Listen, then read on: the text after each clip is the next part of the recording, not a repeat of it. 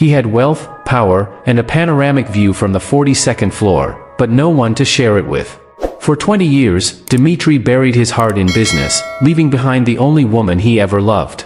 Until one winter morning, in the crowded chaos of an airport, he heard a voice from the past, and turned around. There she was, Anya, older, wiser, more beautiful than ever, with a child by her side. In that moment, he realized what he'd lost wasn't just love, it was an entire life. And maybe, just maybe, fate had brought them together one last time, for something new.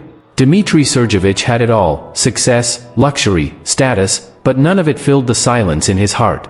At 45, he lived in a high-rise Moscow apartment and ran a thriving business empire, yet every evening ended the same: alone, sipping cold tea and staring into the snowy void. The only warmth he ever knew was 2 decades behind him, Anya, his first and only true love. Their youth was full of promises, dreams of children, shared dinners, and laughter. But life, as it often does, had other plans. Dmitry became consumed by work, neglecting what mattered most. Anya waited, but not forever. She walked away, and he never stopped regretting it. Then came the chance encounter. At Domodedovo Airport, among hundreds of passengers, Dmitry heard her voice. Time froze. There she stood, with a son and the same kind eyes. His heart cracked open. But what do you say after 20 years of silence? Unable to ignore the pull, he searched for her, not as a powerful man, but as a man longing to heal. What he found was more than a woman raising a son alone. It was a second chance to rewrite his story. This isn't just a tale of rekindled love.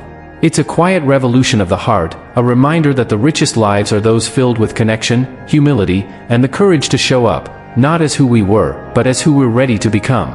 Dmitry Sergeyevich stood silently by the floor-to-ceiling window of his office on the 42nd floor, gazing down at the restless heartbeat of Moscow.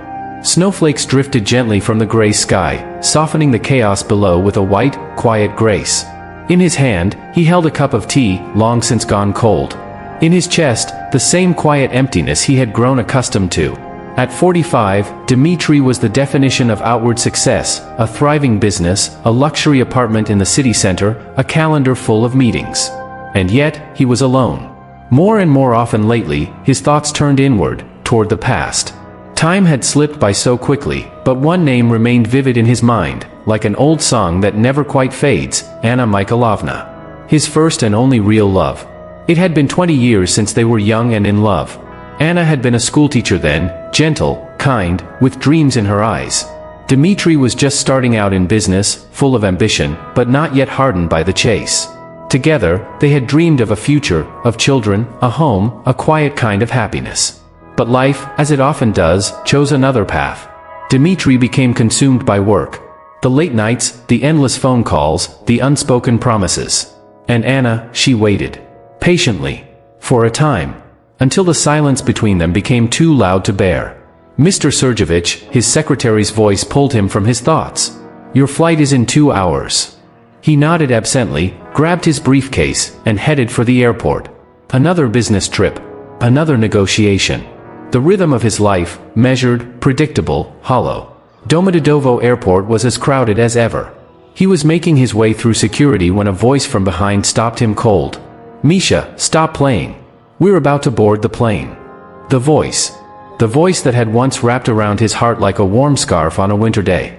He turned slowly, and there she was. Anna. She stood just a few steps away, holding the hand of a small boy. The child was bundled in a blue coat and a hat with floppy ears, laughing as he tugged on her arm. She smiled at him, her expression full of patience and affection. She had barely changed. The same warm eyes, the same gentle smile.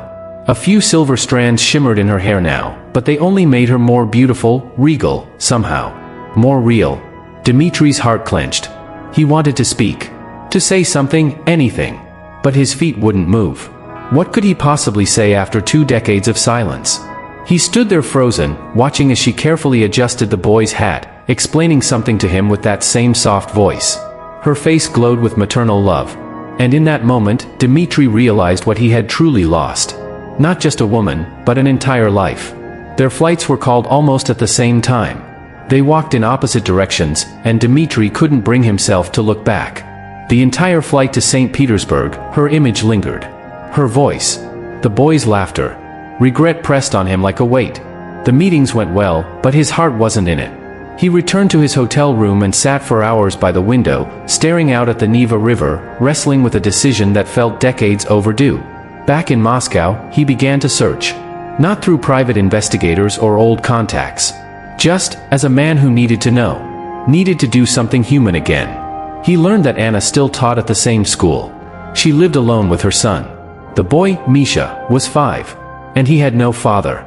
Dmitry felt his heart twist. Anna, his Anna, had raised a child on her own. While he had been locked in his fortress of deals and deadlines, she had built a life of quiet strength. The next day, he drove to her school. Not to talk. Just to see. To be sure she was all right. He parked across from the schoolyard and waited. Then he saw her. Leading a group of children, speaking gently, guiding them with a patience that came from somewhere deep. She radiated warmth. She hadn't just become a mother, she had become a guardian of joy for every child she touched. He was about to drive away when she stumbled, tripping on a patch of uneven sidewalk. The children gasped and gathered around her. Without thinking, Dmitry jumped from his car. "Anna Mikhailovna, are you hurt?" She looked up, startled, and then, recognition dawned. "Dima," she whispered. "Is it really you?" He helped her to her feet, walked her to the school's medical room, and made sure her injury was minor.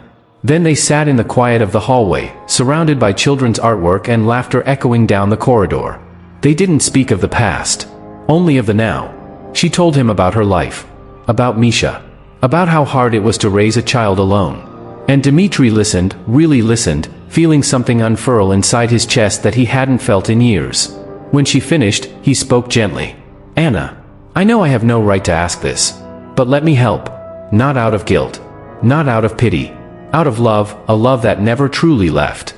She was quiet for a long time. "I don't want your money, Dima," she said softly, staring out the window. "But if you'd like, you can visit sometimes.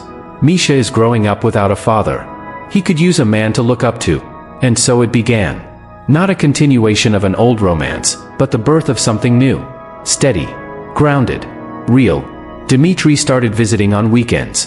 He played with Misha, helped fix things around the house, brought groceries, laughed, listened. He discovered joy in small things, shared meals, a child's laughter, the sound of footsteps in the hallway at night. Misha began to call him Uncle Dima. Anna began to smile again, that soft, knowing smile he remembered from their youth. A year passed. Then another. They became a family, not by blood or paper, but by choice, by heart.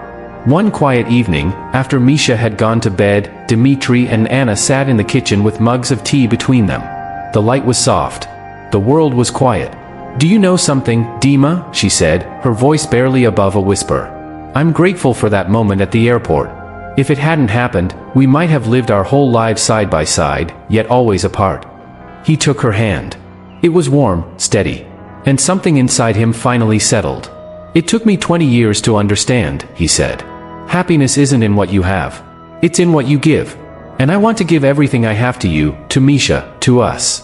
Tears welled in her eyes, not of sadness, but of grace. Of gratitude for the second chance life had quietly handed them. And so ended the story of loneliness, and began a new story. Not of youthful passion, but of mature, patient love. Built on trust. On presence. On choosing each other, again and again. Because sometimes, fate brings us back not to where we left off, but to where we were always meant to be. Speech balloon. Have you ever let love slip away because you were too busy chasing success? Red heart. Share your thoughts in the comments and tag someone who needs to hear this story. Bell. Don't forget to like, subscribe, and turn on notifications, because sometimes, the second chance you need is just one story away.